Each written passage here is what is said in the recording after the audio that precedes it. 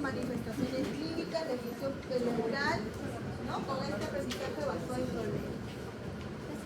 Podemos hacer un recuento chiquito de anatomía, ¿no? El aparato respiratorio, ¿no? Empieza desde toda la parte nasofaringea,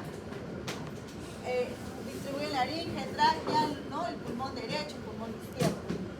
¿Qué pulmón tiene 3 lóbulos? ¿El derecho o el izquierdo?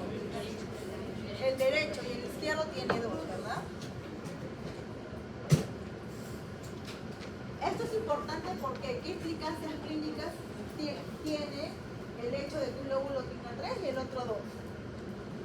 ¿Alguien sabe?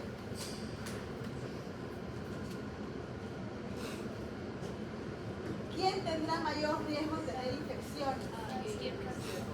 El izquierdo, ¿por qué? Porque es bastante más pequeño y aparte porque está, está el corazón anatómicamente. Uno, porque está en el mediastino del corazón, como dice su compañera, pero también porque en la bifurcación, ¿no? de la tráquea, uno es más perpendicular, el otro es más, no sé cómo decir, angulado, y eso hace que microorganismos o inclusive cuerpos extraños tengan mayor, por física, ¿no? Mayor, ¿cómo le dice la palabra? Rapidez en su trayectoria y localización de ciertas infecciones, ¿no? En el lóbulo derecho, ¿izquierdo estoy hablando? Derecho, la bifurcación. Muy bien. El intercambio gaseoso. Si vamos a ver, ¿no? el intercambio gaseoso, podremos ver que tenemos células alveolares del epitelio, la membrana basal intersticial, la pared del endotelio, ¿no? Acá está ya la sangre, y vemos que todo esto es importantísimo para hacer su difusión. Este QB, que ya no lo voy a decir porque estamos con un poquito contra el tiempo, pero entendemos de que todo esto es importante para que un gas, es un gas alveolar, al momento que se intercambia se convierta en un elemento líquido. O sea, recuerden, en esta difusión hay un juego de presiones que me permite tener, ¿no? En el espacio alveolar gas, oxígeno, pero ya en la sangre un elemento líquido, oxígeno. Vamos a empezar con la insuficiencia respiratoria, ¿no? Algunas medidas importantes: el PaO2, cantidad de oxígeno que se difunde desde el alveolo hasta el capilar pulmonar y después al plasma. Gradiente alveolar AA, ¿no? Es el indicador inespecífico, que es muy importante, el PO2, ¿no? Por la presión atmosférica menos la presión de agua. Y es de 10 milímetros de mercurio. El PO2 también es un parámetro importantísimo que incluso se mide en el LAGA, ¿no? Y lo medimos en UCI, porque nos mide, ¿no es cierto?, es la gradiente de oxígeno alveolatoria que nos mide si esta gradiente aumenta o no aumenta. La relación de la tensión arterial de oxígeno, que es la fracción inspirada de oxígeno, que es el PAFI, así le dicen, ¿no? PAFI, que es otra medida muy común de oxigenación, y se emplea con pacientes que están ventilados, ¿no? Este es un índice muy importante para ver la continuidad del ventilador mecánico o no. Bueno, entonces, ¿qué significa hipoxemia? ¿Cuánto? 60 milímetros de mercurio. Cara. Y o CO2 mayor a 5. Por lo tanto, yo puedo tener en sangre aumento de oxígeno o disminución de CO2. Y de ahí tendré hipoxemia tipo 1 y una insuficiencia respiratoria tipo 1 y una insuficiencia respiratoria tipo. Muy bien. Causas de hipoxemia, ¿cuál será la más importante?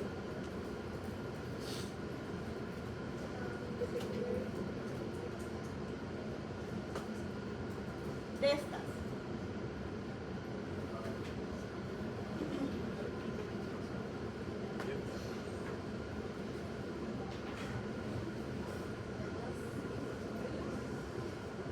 ¿cuál es la causa más importante de una insuficiencia respiratoria? Puede ser porque no hay una adecuada perfusión, ventilación-perfusión, ¿no? Puede ser porque no hay una hipoventilación, enfermedades netamente pulmonares, donde hay una hipoventilación. También ocurren síndromes metabólicos. Puede ser que el paciente tenga un trastorno de conciencia con hipoventilación. Hay chance, ¿no? Derivación derecha izquierda. Limitación de la difusión. Acá están las famosas arteriosclerosis de hipertensión arterial. Vasculitis. Disminución de la tensión inspirada de oxígeno y contenido de oxígeno, capacidad de transporte reducida. Problemas de la hemoglobina, ¿no es cierto? Problemas de la hemoglobina. De todas ellas, ¿cuál será la más frecuente? El desequilibrio, ventilación, perfusión. Y aquí los ejemplos, ¿no? En este desequilibrio, ventilación, perfusión, tenemos una enfermedad muy frecuente en este medio. ¿Cuál será? Asma. El asma, sobre todo en niños o en adultos. En niños. Entonces tenemos que tomar en cuenta que es una enfermedad frecuente que nos produce una hipoxemia que puede ser grave si el asma, ¿no? Si la obstrucción bronquial es grave. Pero también podemos tener una limitación en la difusión. ¿En qué caso voy a tener engrosamiento de la membrana alveolo-capilar? En esa membrana que vimos aquí. Esta membrana. ¿Ah? ¿Cuánto va a estar gruesa esta membrana? Fibrosis pulmonar. Enfermedades inflamatorias crónicas. Ejemplo, tuberculosis. Ejemplo, ¿no? Pero puede haber otro. Que una inflamación se entiende que deja una activación continua de los macrófagos, ¿se acuerdan? Y los macrófagos secretan eros y producen destrucción de la membrana. Y por lo tanto, y ahí tiene que haber remodelación. Y su remodelación es con células llamadas fibroblastos. Entonces, esa capa fibrosa en esta membrana ya no permite la adecuada difusión de oxígeno, CO2, y por lo tanto el paciente comienza a tener hipoxemia. ¿Se entendió? El chat derecha-izquierda. ¿Qué ocurre aquí? A ver, Bárbara, quiere hablar. Puede haber una comunicación intervencelular que es extremadamente frecuente que causa cianosis, ya que, o sea, la sangre que está desoxigenada del ventrículo derecho está pasando sobre el ventrículo izquierdo y el ventrículo izquierdo se está inyectando estos oxígenos sin oxigenar. Se mezcla la sangre, por decirlo así. Ajá, ahí eso genera la hipoxemia y porque no ha ido a los pulmones para que se oxigene y se revelen los pacientes sin oxígeno. Muy bien, ¿se entendió? Ya se mezcla la sangre cuando existen conductos congénitamente, ¿no? Genéticamente, como la patología de Fallot, donde se mezcla la sangre oxigenada y desoxigenada. Entonces, donde se supone debería estar oxigenada, está desoxigenada, ¿no? Son las cardiopatías congénitas, como la tetralogía de Fallot, donde sangre venosa pasa directamente a la circulación arterial sin poder oxigenarse. Entonces el paciente va a tener hipoxemia. Hipoventilación. Les dije, síndrome metabólico, ¿se acuerdan? ¿Cuál y por qué? ¿Quién me explica por qué sería la? Yo les dije hipoventilación, pacientes que están en coma. Un paciente con trastorno de conciencia va a tener hipoventilación. Entonces, por sentido común, ¿no? Si hay menor respiraciones por minuto, va a tener menor ventilación del oxígeno. Pero también existen enfermedades metabólicas. ¿Cuáles serán? que me da hipoventilación. El hipotiroidismo, ¿por qué será?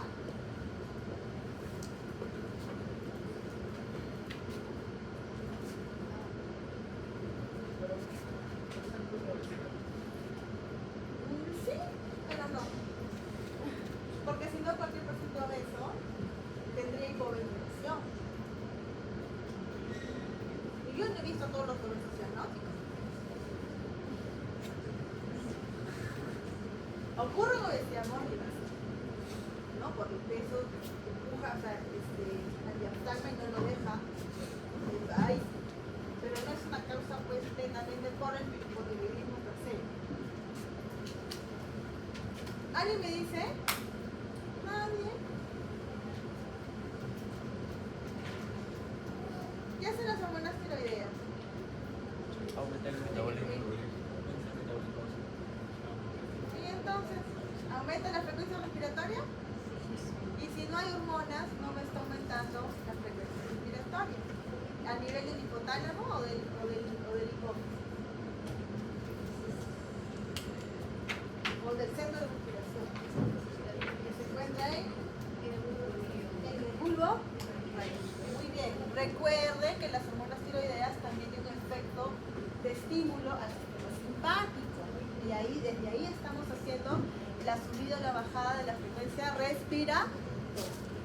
¿Ahora sí se entendió? Y tenemos gradientes alveolo-alveolar aumentados y gradientes alveolo arterial, alveolo arterial aumentados y alveolo arterial normal. Porque aquí me hace esta diferencia. Aquí, todas estas tienen una gradiente aumentada. Y aquí no, está normal.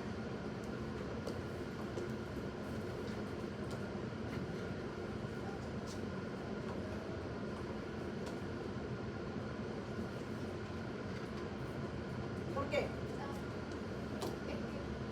¿Por qué será? En el caso de la E, que sale del punto elevado, ¿Acá? ahí, La normal. claro, hay mecanismos compensatorios, sobre todo cuando hablamos de punto elevado, se desarrolla por el sistema secundario para tratar, o sea, para que haya más sangre y también aumente la hemoglobina y aumente el transporte de oxígeno. Es por eso que, o sea, usualmente las personas que vienen a sangre tampoco se les ve como que cianóticas o todas azules porque no les llega suficiente oxígeno porque está aumentando su transporte mediante otros mecanismos. Es como que hay mecanismos compensatorios. En cambio, los otros pues están afectando directamente las vías respiratorias. O sea, no hay un mecanismo compensatorio per se. No es porque la gente esté en el ambiente, sino porque la gente está En el mismo capilar. en la misma piel. Ella es en la membrana alveolo capilar. O sea, Aquí el problema está en el alveolo, en la membrana alveolo capilar, y por eso la difusión es para compensarla, más se aumenta, ¿no? Porque el problema en sí, el problema aquí en sí no se encuentra tanto en el alveolo, por eso que hay mayor cantidad de flujo, digamos, sino más bien en la membrana hacia el capilar, ¿de acuerdo? En cambio, aquí el problema no está en el lugar alveolo, en la membrana alveolar o capilar. El problema está en otro lado. Caso hipotiroidismo, ¿no? Entonces, el desequilibrio de la ventilación-perfusión. Este desequilibrio en un pulmón enfermo, claro está, ejemplo asma, no sé, va a aumentar debido al empeoramiento de la heterogeneidad tanto de la ventilación como de la perfusión. ¿Qué sucede aquí? Por ejemplo, una tromboembolia pulmonar o, no sé, pues un asma. Vamos a poner el ejemplo del asma. ¿O quiere la tromboembolia? ¿Cuál prefiere?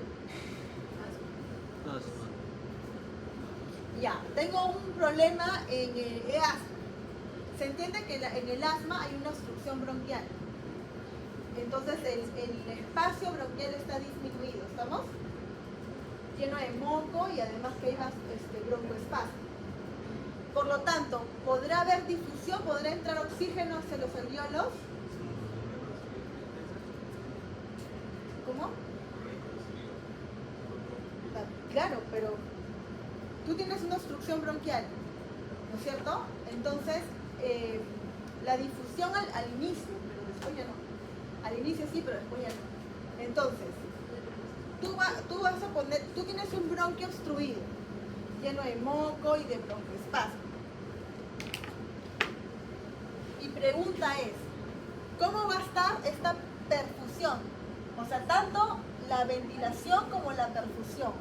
¿Cómo se va a encontrar en un contexto en el que el bronquio está obstruido y lleno de moco? ¿Se da o no se da? Al inicio se da más, para compensar. Pero entra y es difícil salir al inicio. Y después ya nada. Y entrar y salir, ¿cierto? No va a pasar. Entonces, ¿hay un desequilibrio? Hay un desequilibrio, ¿verdad? Pero a expensas de la ventilación o de la perfusión, o sea, en este caso de la ventilación. O sea, hay un desequilibrio, pero porque la ventilación está disminuida y la perfusión del seguro que es lo que nadie quiere jalar más, ¿no?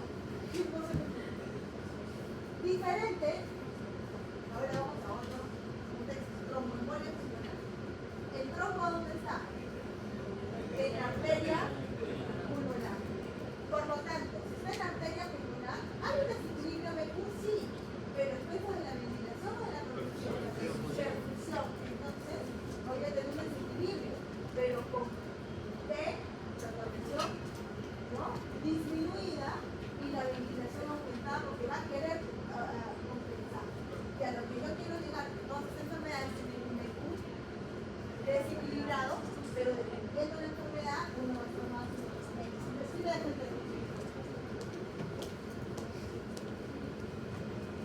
Finalmente, ¿no? Mi gradiente alveolo arterial se encuentra aumentada, ya sea porque una se eleva o la otra disminuye. La derivación derecha-izquierda.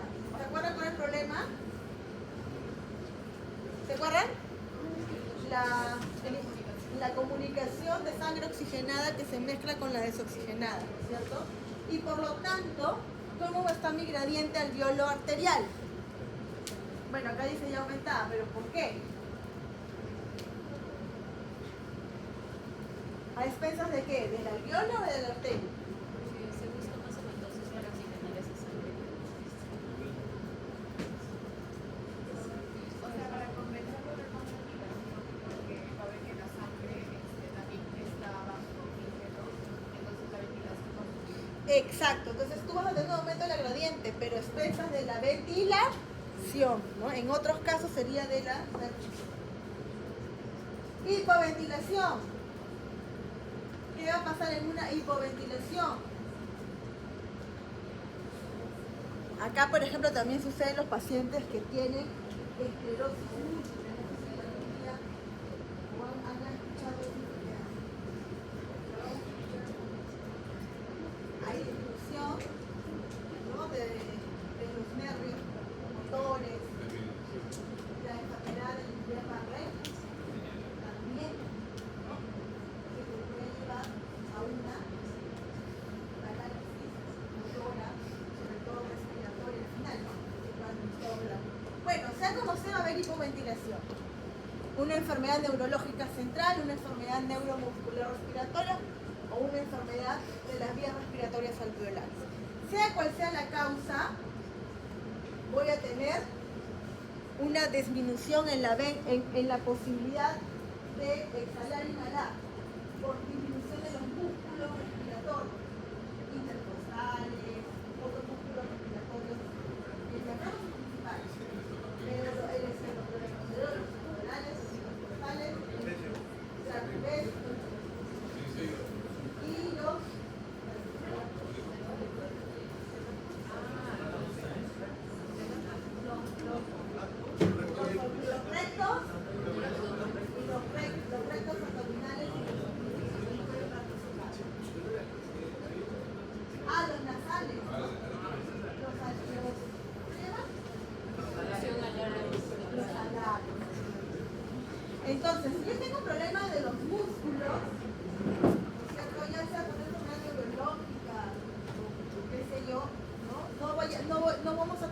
no va a poder el paciente inspirar y expirar adecuadamente.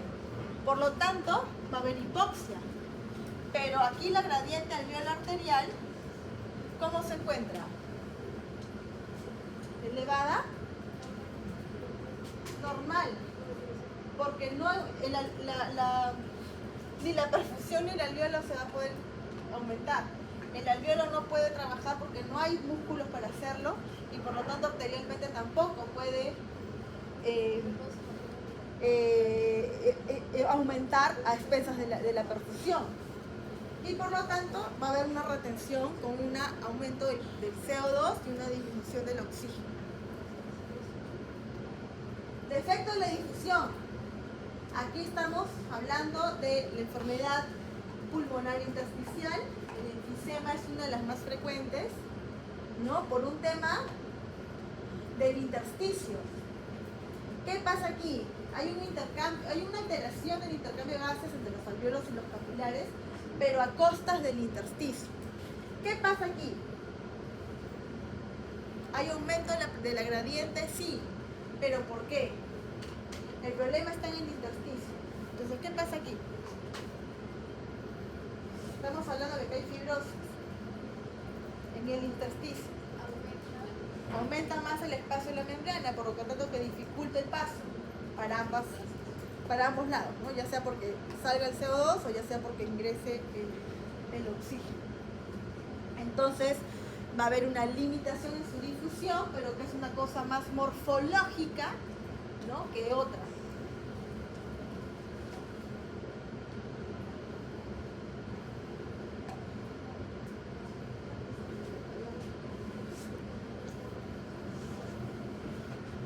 ¿Han llegado a la espirometría los volúmenes? ¿Sí? A ver, ¿quién lo explica?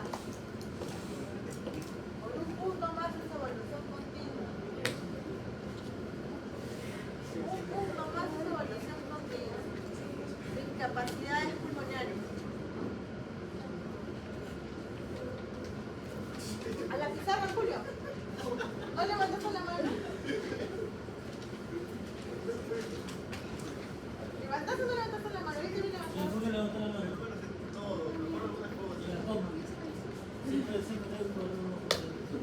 Ya, vamos, Julio.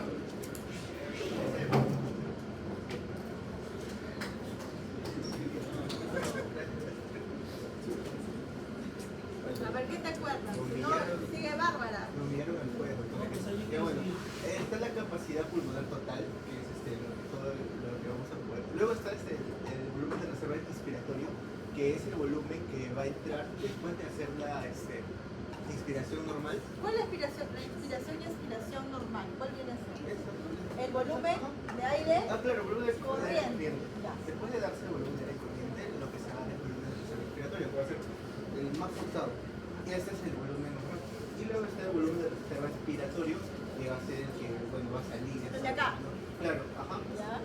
Y esto, bueno, primero el volumen de aire corriente y el de reserva inspiratorio es lo que nos va a dar la capacidad funcional inspiratoria. Bien. Y luego el reserva inspiratorio con el volumen residual que va a ser después de que nosotros vamos a expirar, botar todo, es un volumen que se queda. Permanente. Ajá, y eso va a ser la capacidad funcional. Muy bien, está bien, muy bien, está bien. ¿Han entendido? Lo vuelvo a repetir. Pero sí lo dijo bien. Ustedes normalmente inhalan, exhalan, ¿verdad? Eso normal que inhalan, exhalan, se le llama volumen corriente, que es de 500 mililitros. Inhalan, exhalan. Es lo que ustedes hacen normalmente. Ahora, yo le digo, ahora inhalen, exhalen, pero cuando inhalen, hagan lo máximo que puedan. Ahí, ¿qué estoy midiendo?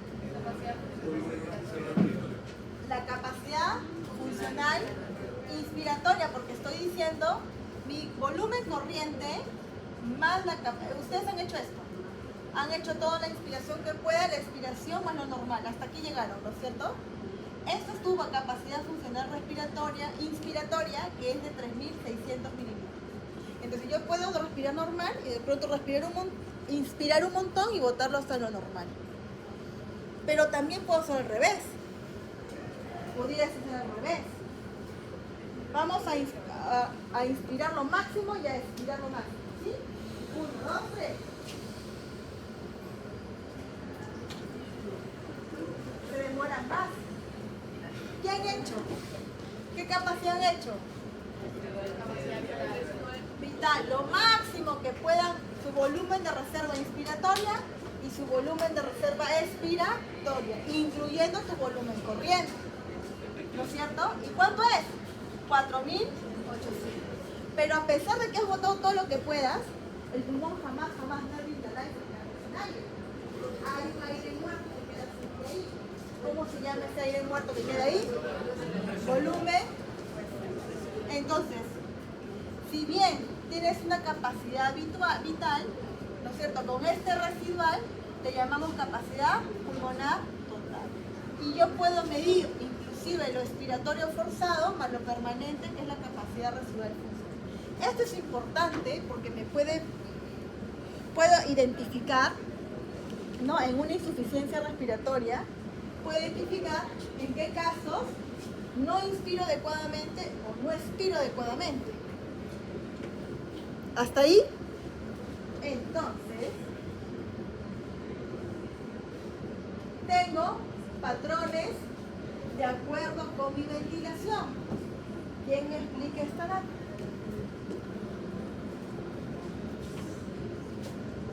¿Qué se llama esto? FM chica. Fuerza. Volumen respiratorio forzado. ¿Qué significa eso? Es lo normal, ¿ah? Durante un... A ver, ¿quién me lo explica? Pues levante la mano para ponerle su punto. Ya va, bueno.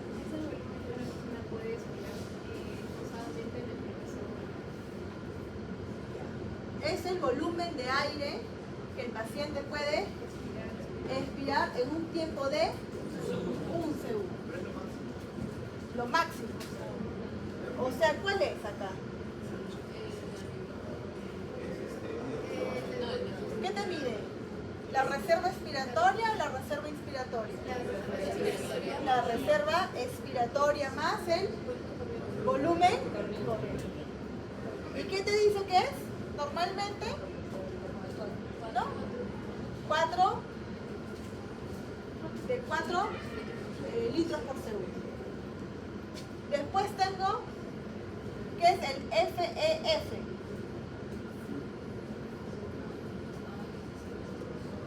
Se llama flujo expiratorio forzado. El flujo expiratorio forzado, que en realidad es una fórmula para poder identificar, ¿no es cierto?, este flujo entre tu volumen residual y tu flujo respiratorio, ¿no?, forzado. Y muy bien, y de esta manera nace el flujo volumen de la expiración. Pero de todo esto, quédate con esto, ¿ya? ¿Qué pasa en un síndrome obstructivo y en un síndrome restrictivo? ¿Quién me lo explica? Ejemplo, ¿qué enfermedad me da volumen? Me da alteración. ¿Qué patologías obstructivas? ¿No? Asma, EPOC. ¿Y restrictivo? Fibrosis pulmonar. Escoliosis. ¿Qué más? Ya. ¿Y el enfisema? ¿Obstructivo o restrictivo? Obstructivo. Muy bien. ¿Qué sucede en un obstructivo?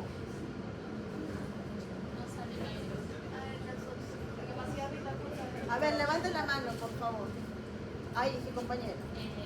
Hay obstrucción en las vías respiratorias, entonces el paciente al momento de expirar no bota todo el aire que puede, por eso es que el primer segundo está disminuido.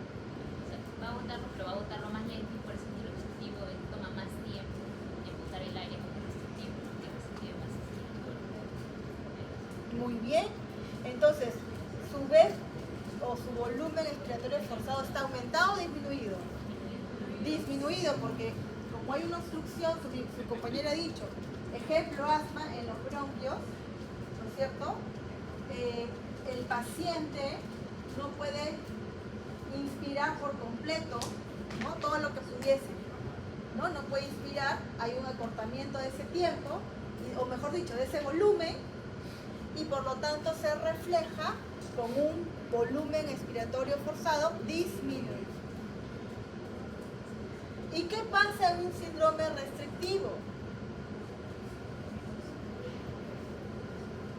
Guillermo. La capacidad vital forzada está disminuida, así como su peso 1 también está disminuida. A ver, dice, en un problema restrictivo, la capacidad vital está disminuida. En un obstructivo, solo la inspiratoria. ¿Por qué está disminuida? ¿Por qué está disminuida la capacidad vital? O sea que ellos no pueden inspirar ni expirar forzadamente. ¿Es lo que está diciendo? ¿Es así? ¿Por qué? Porque los pulmones no se pueden distender. ¿Dónde estaba?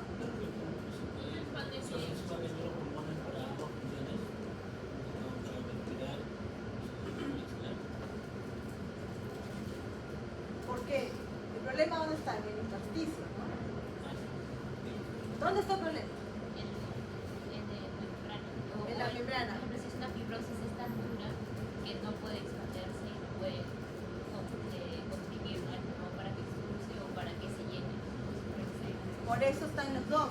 Y por lo tanto es el volumen expiratorio, el volumen expiratorio forzado también está disminuido, ¿no? No tanto, pero también está disminuido el volumen inspiratorio y expiratorio. O sea, hasta ahí entendemos. Por lo tanto, esta curva, flujo-volumen, expiratorio, ¿no? Tanto en el obstructivo y el restrictivo, se encuentra disminuido.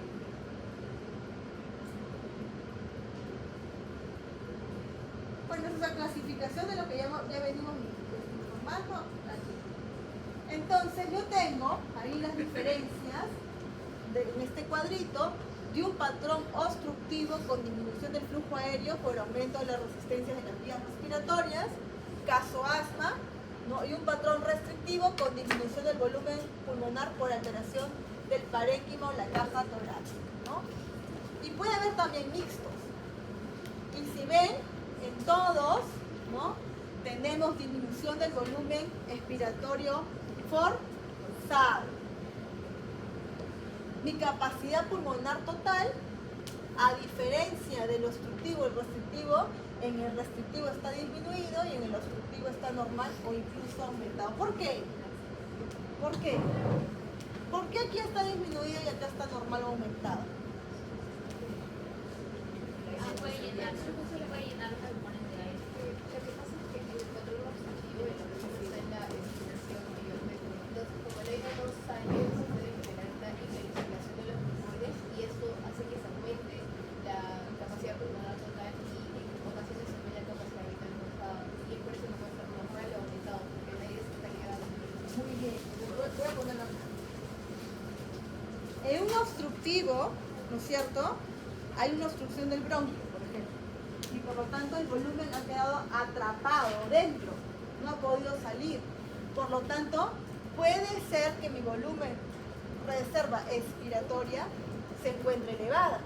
Y entonces, como dice su compañera Bárbara, acá aparentemente se encuentra aumentada.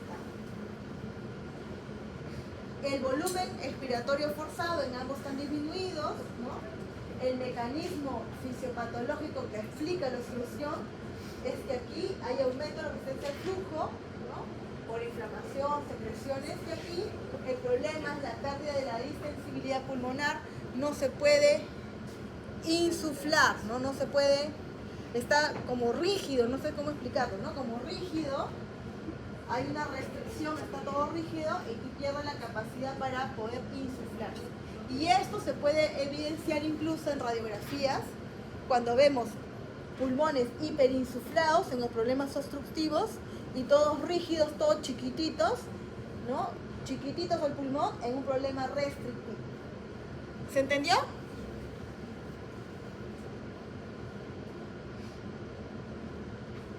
Vamos a empezar con la enfermedad respiratoria obstructiva, que viene a ser todas estas enfermedades desde la tráquea hasta los bronquios o bronquiolos, ¿no?, respiratorios.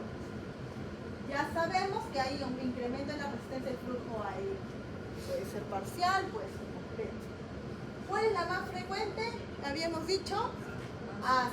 Pero también en adultos mayores existe una patología frecuente que le llamamos EPOC, ¿no?, o bronquitis crónica. Y en las EPOC tenemos dos tipos o dos subtipos, ¿no?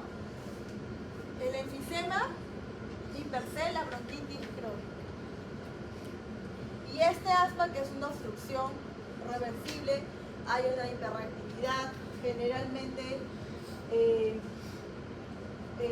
la causa o la fisiopatología del asma es una reacción de hipersensibilidad tipo 1, ¿verdad? Mediada por TH2, por inmunoglobulina E. ¿Y qué células la que aumenta?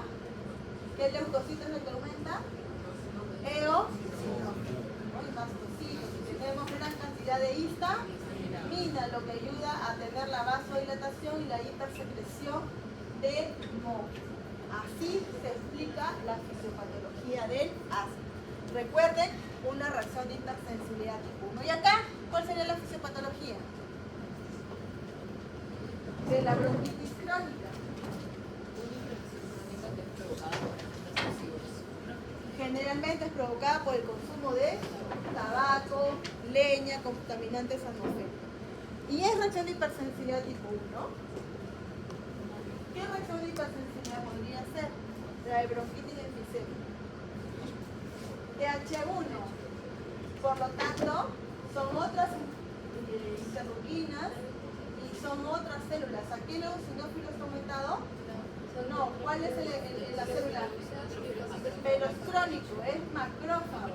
Y la inflamación crónica es a partir de los eros del macrófago y sus interleuquinas, ¿no? El factor de necrosis tumoral. ¿Que está produciendo qué? ¿Qué está produciendo?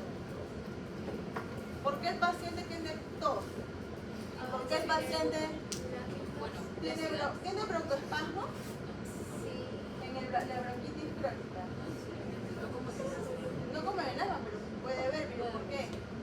Se liberan neurotransmisores excepcionalmente los recomendamos aparte de inducir metastasis e inflamación, también puede ir hacia los músculos. Muy bien. Puede haber broncoespasmo, pero no es tan intenso como el anterior, porque los leucotrienos lo pueden ocasionar, pero no es tan evidente como el caso de la acción de los eosinófilos, ¿no? Como es la histamina. La histamina puede ser agresiva, ¿no? La diferencia entre leucotrienos y histamina es abismal. Ahora, aquí hay producción de moco. Claro, estamos diciendo que hay interleuquina 6, estamos diciendo que hay interleuquina 1 y también estamos diciendo que hay un daño local a partir de la presencia de los eros de los macrófagos, el cual hay lesión. Entonces, en la bronquitis crónica va a haber tos, ¿no? Periódica, ¿no? Con esputo, con harto moco, es lo que se caracteriza el EPOC de la bronquitis crónica, que es un paciente, por lo menos en 2 oportunidades, presenta, ¿no?, bastante tos con moco. Y en el asma, o mejor dicho, para hacer la diferencia de la bronquitis crónica, en el enfisema, ¿no?, también puede ser humo de tabaco, pero ¿cuál es la diferencia en el enfisema?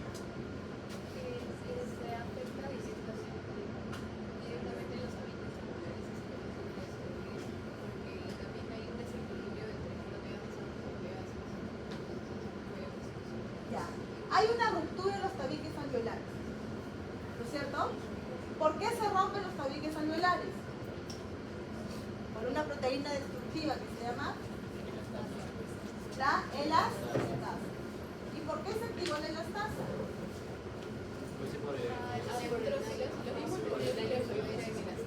Porque genera una inflamación crónica a partir de los macrófagos. Y se activa la elastasa y se rompe el tabique alveolar. Entonces ahora tengo un alveolón. O sea, se unen dos alveolos y me da la pared de un alveolón. Por lo tanto, ¿se retiene o no se retiene líquido? Aire. ¿No? En el alveolo se retiene aire porque se ha roto el tabique y ahora tengo un gran alveolón y tengo retención de aire en los alveolos. Por eso los enfisematosos tienen una inspiración o expiración prolongada. Los enfisematosos. Hay una retención de aire dentro de los alveolos. Por lo tanto, su expiración es prolongada. Lo mismo pasa en el asma. Habíamos visto que en los dos hay expiración prolongada, ¿se acuerdan? Pero es más notoria en el enfisema por esta capacidad de tener alveolones. Miren, piensen, se tienen que comprender con los eventos fisiopatológicos de las enfermedades, no las hacen. Y en el asma, ¿qué sucede? También hay retención de aire, también hay hiperinsuflación, pero no porque tengan alveolones. ¿Dónde está el aumento del aire? ¿Dónde queda retenido? No están en los alveolos, en los bronquios, porque hay los que son en el bronquio. Entonces en los bronquiolos y el alveolo, entonces el trayecto también hay retención de aire. Por eso en ambas enfermedades hay expiración prolongada. Solo que en uno es porque dura a nivel alveolar, o sea del tabique, y en otro es a nivel de la obstrucción bronquial. O sea, los niveles anatómicos son distintos, pero los eventos fisiopatológicos como retención de aire es el mismo. Por eso que lo ponen como que los tres son similares. ¿Hasta ahí? Porque los tres tienen expiración prolongada. Enfisema en el tabique, las demás en el bronquio, ¿verdad? Miren que bronquitis y asma se localizan en el mismo lugar, pero la fisiopatología es distinta. Acá es por una razón de hipersensibilidad tipo 1 con los linfocitos TH2 y acá es una reacción de hipersensibilidad tipo 2 con un linfocito tipo 1. ¿Sí? Ya. Acá son eosinófilos, acá será macrófagos. ¿Se entendió la diferencia? Son eventos bioquímicos y celulares distintos, pero la inflamación en el lugar es el mismo, la retención es la misma. Bronquiectasia. ¿Qué pasa en la bronquiectasia? ¿Dónde se rompe? En el bronquio. Hay una ruptura de los bronquioles y te da la forma de un bronquiolón. ¿Se entendió? Un bronquiolón. Y esto pasa en infecciones persistentes o graves, sobre todo en la tuberculosis. Pregunta de examen hasta en el SERUMS, te preguntan en el ENAM, te preguntan en el recetado médico, todos lados te preguntan. Causa más frecuente de bronquiectasia, tuberculosis en el tiempo. Infecciones crónicas, la misma historia. Es que los macrófagos, ¿qué hacen? Ay, su compañero me respondió al fondo. ¿Qué hace el macrófago? Yaya. ¿En dónde está haciendo yaya? En el bronquio. Entonces se rompe. ¿Por qué el macrófago hace yaya? Porque está liberando los eros. ¿No? ¿Se acuerdan el superóxido y no sé qué? Y está haciendo yaya. ¿Dónde hace yaya? En el bronquio. Entonces rompe las paredes bronquiolares. Y ahora se convierte dos bronquios en uno solo, porque se rompió la pared, ¿sí me deja entender? Y te da la aparente apariencia de un bronquiolón. Por lo tanto, retiene aire. Pero uno está reteniendo aire en el bronquiolo, en el enfisema está reteniendo aire en los alveolos, alveolones, bronquiolones. ¿Entienden la diferencia? Y en todos hay expiración prolongada.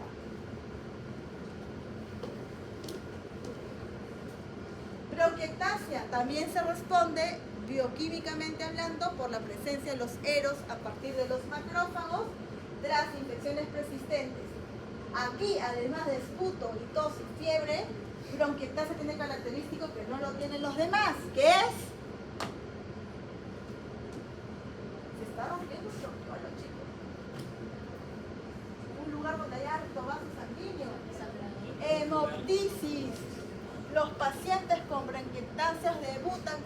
hemoptisis, llega emergencia, tos con sangre y abundante.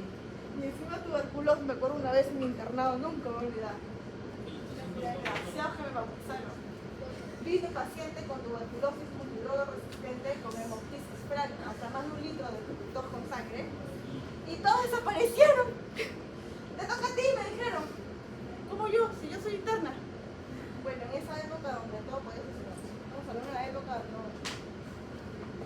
Desapareció el jefe del departamento, el médico, los presidentes, y yo solita ahí. Y teniendo que atender a un paciente con una hemoptisis franca, sabía una tos con sangre de más de 1 litro. O sea, vomitaba la sangre y no paraba. Multidrogoresistente. Entonces teníamos que atender, ¿no? Se atendió y todo, y el río rezando todo lo que podía para no tener tuberculosis.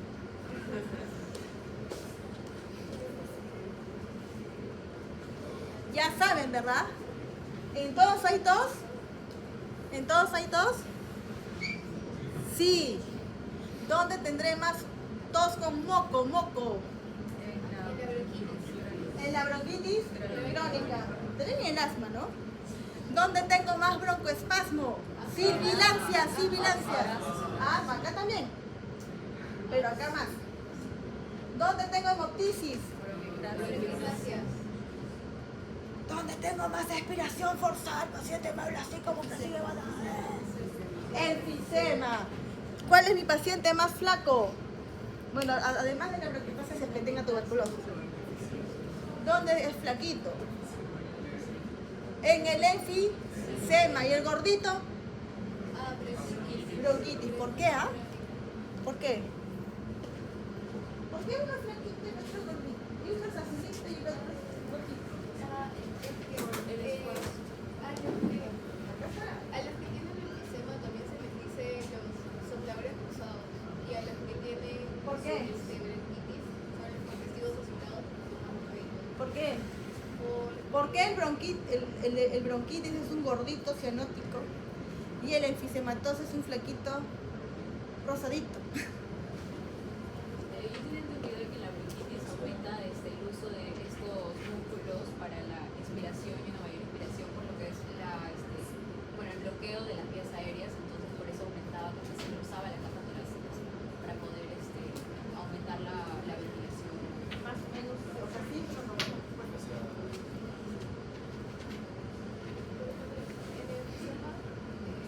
En una aumenta la hemoglobina, es una pista. En el otro no aumenta la hemoglobina. En uno aumenta los músculos respiratorios, por lo tanto hay mayor síntesis de ATP, por eso hay más gasto de calorías. En el otro no. En el enfisema se desarrolla una policitomía secundaria. ¿Por qué? O sea, se dice también los de enfisema son los sopladores rosados. Ellos pueden desarrollar policitomía secundaria para compensar esta falta de oxígeno que les está llegando y porque, o sea, obviamente se reduce la hematosis. O sea, hipoxemia. Sí, en un inicio, pero no llegan a cianosis porque desarrollan policitomía secundaria. Y como desarrollan policitomía secundaria, la policitomía es un mecanismo catabólico en el que se gasta mucha energía y por eso se puede bajar de peso y por lo que se ve más irritado. Y la hemoglobina tiende a tener mayor transporte de oxígeno que lo compensa. Ahí está la respuesta. ¿Se entendió? En cambio, en el bronquitis crónica también hay hipoxemia. Pero no hay no lo enmascara porque no hay hemoglobina alta. Y por lo tanto la cianosis sí se observa. Muy bien. Entonces,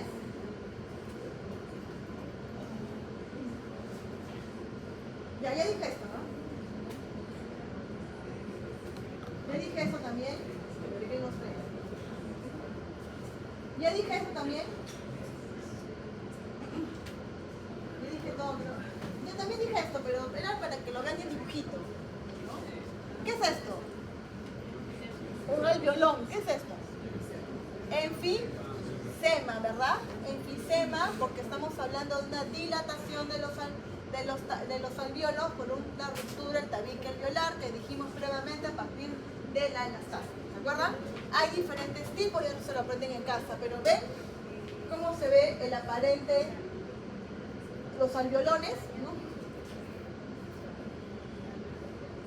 Muy bien, y les dije que, eso también los expliqué, les dije que el tabaco, ¿no?, produce una activación de los macrófagos y a partir del estrés oxidativo, ¿no?, elastasa, hay una destrucción de la pared. Pero ojo, me olvidé decir esto, hay también una deficiencia congénita de la alfa-1 antitripsina.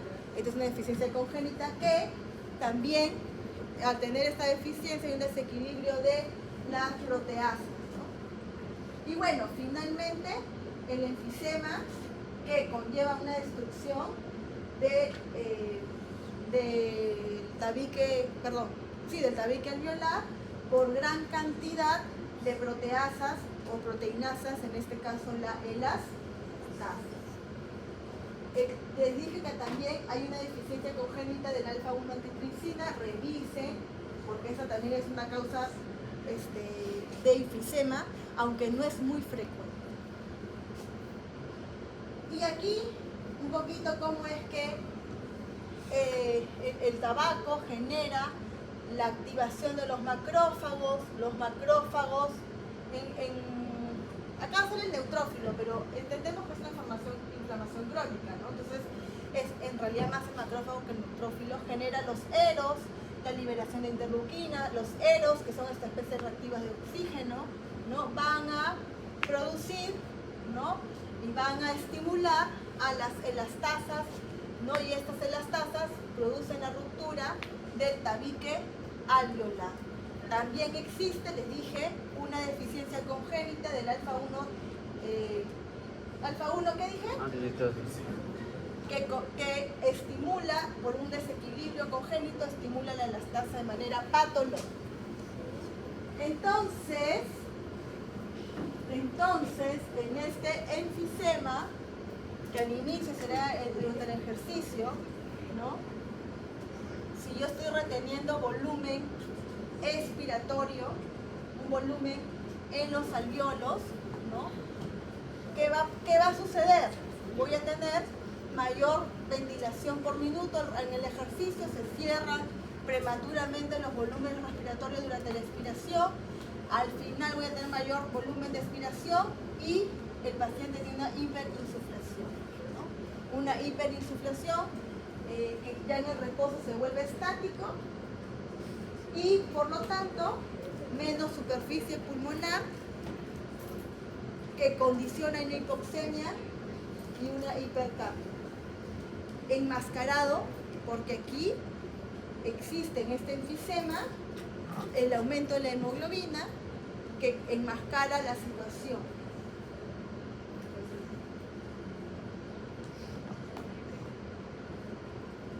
Entonces, esta es la explicación de la bronquitis crónica, que también ya lo expliqué, ¿no? La bronquitis crónica versus el enfisema. Promedio de edad, 40 y 45, más adultos, en enfisema son más viejitos, por decirlo así. En los dos hay dígitos, pero ¿dónde hay más moco? ¿Dónde hay más moco? En la bronquitis, ¿no? Hay insuficiencia respiratoria, aquí más en la etapa terminal, acá son repetidas. Puede haber infecciones periódicas, aunque más frecuentes se dan las infecciones aquí por la producción del moco, que es un caldo de cultivo, ¿no?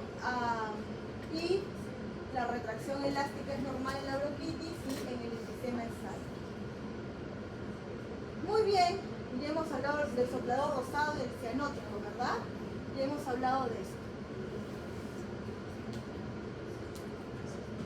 Ya hablamos también de esto, creo.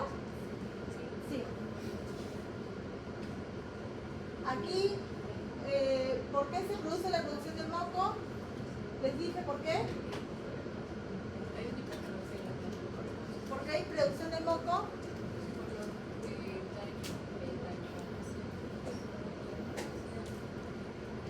El macrófago está sintetizando el factor de necrosis tumoral beta, FNT beta. Ese factor de necrosis tumoral beta estimula a la hipertrofia en las glándulas mucosas. Tengo más glándulas que van a sintetizar más músculo. ¿Ok? Entonces, todo parte por la presencia de los macrófagos y sus factores. Recuerde el factor de necrosis tumoral beta, ¿ya?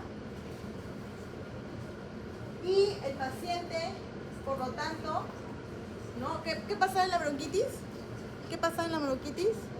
Había moco, por lo tanto hay obstrucción y el aire se queda retenido, ¿no? en la parte distal de los bronquiolos o bronquios, y por lo tanto la obstrucción de este aire provoca disnea y sibilantes expiratorios, hipoxemia, y tras la hipoxemia puede haber un fenómeno compensatorio, aumentar la ventilación pulmonar, perfusión, y generar una hipertensión pulmonar.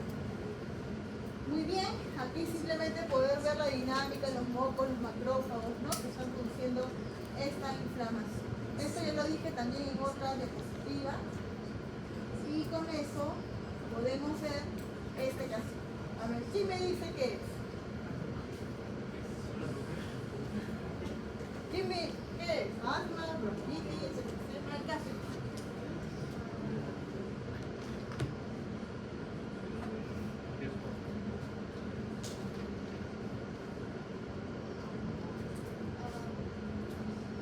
¿Podría ser eco? Ya, pero ¿qué es? Bronquitis enfisema. Sería con predominancia de bronquitis crónica por la expectoración purulenta, porque cuando es enfisema no hay esta expectoración. El enfisema no causa el aumento de las secreciones bronquiales, pero la bronquitis. Ya.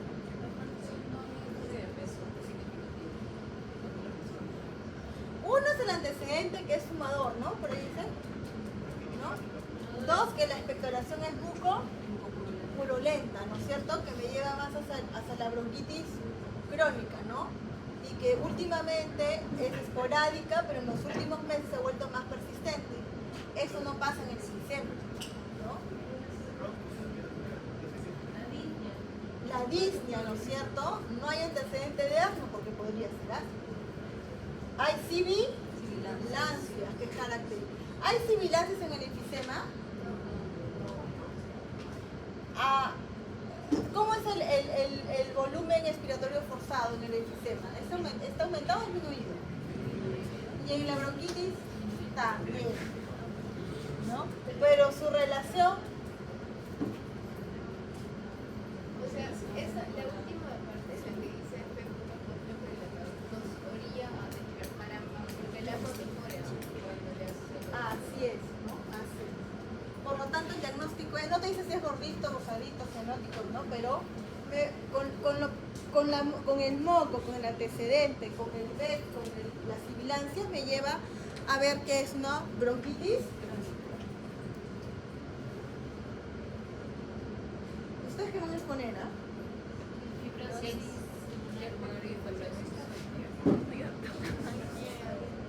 ¿Y eso qué tanto es?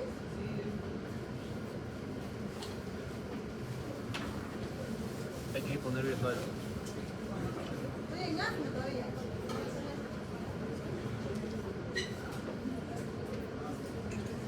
Ya, voy al asma de frente. ¿Ya? El asma.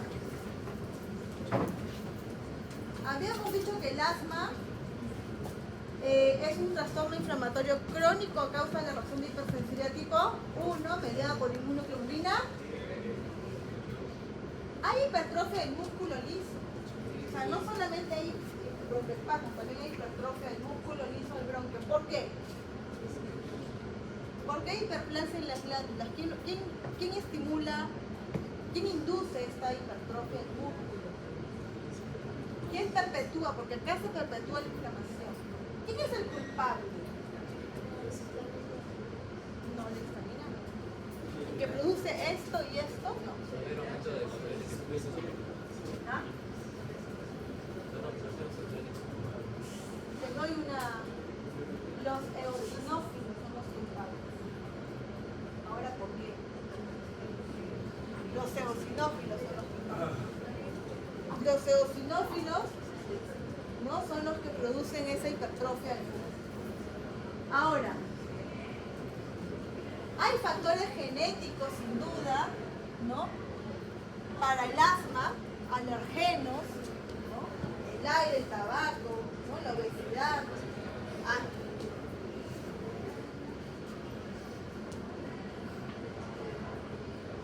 Hay tipo 2 y no tipo 2. ¿No? Uno que se da en la etapa de la niñez y otro que se da en la etapa adulta. ¿Saben cuál es la peor? La que se da acá. La que se da en la etapa de la niñez suele ser temporal. O sea, es fuerte los 5 años, pasan los 5 años y pasó.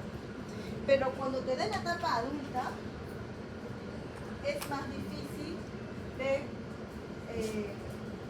contrastarla, ¿no? De que se revierta. Muy bien. Vamos a ver sobre la fisiopatología. Habíamos dicho que en el asma es a causa de un alergeno, ¿verdad? Hace muchos años me acuerdo que di un ejemplo que fue muy mala idea, pero yo fui muy inocente en decirlo. ¿No? Yo dije, hay un pelo que llegó. ¿No? Y un compañero bien malintencionado me dijo, ¿cómo llegó el pelo, doctora, al albiólogo? Yo no sé, imagínate tú. Y se comenzaron a reír todos y después 5 horas me llegó.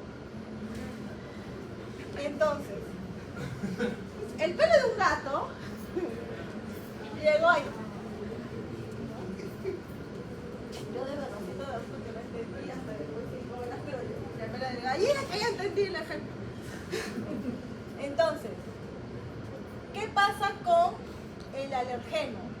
Es un cuerpo extraño, por decirle, puede ser un pelo de gato, ¿no?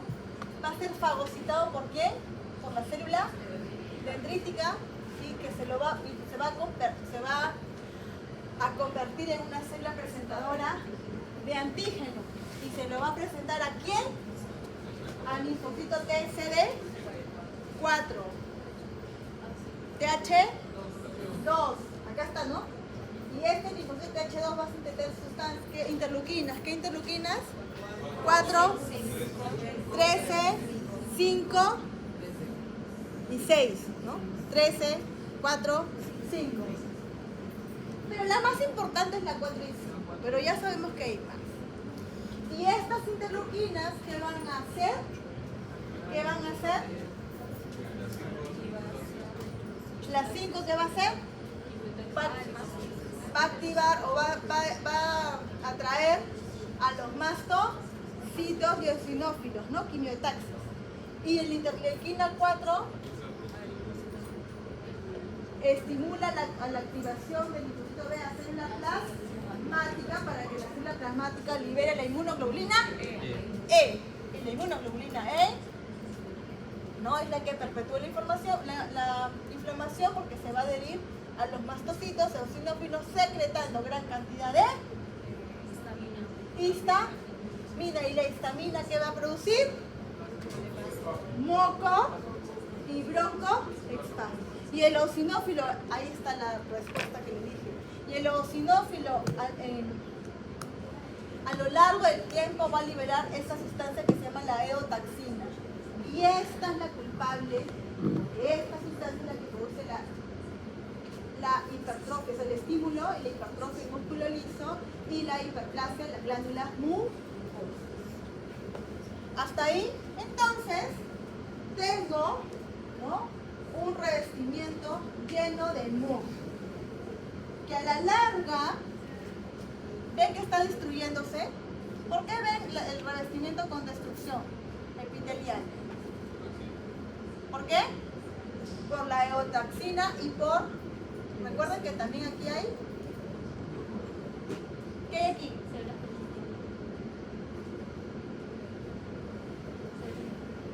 Hay una proteína catiónica del eosinófilo. Entonces, es la misma historia, ¿no? Es lo mismo, ¿no?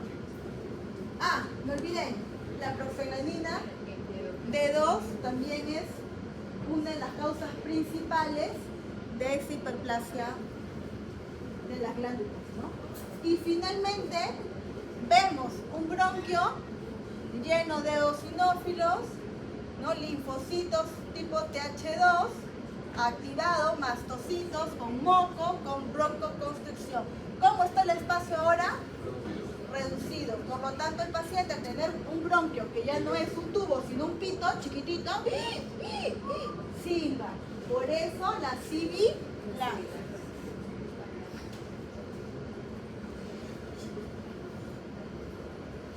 Y por eso el paciente al tener broncoespasmo, hipersecreción y edema va a tener disminución de ruidos respiratorios, tos y sibilancias, que es la causa principal del asma, la tríada clásica, tos, tinea, sibilancia.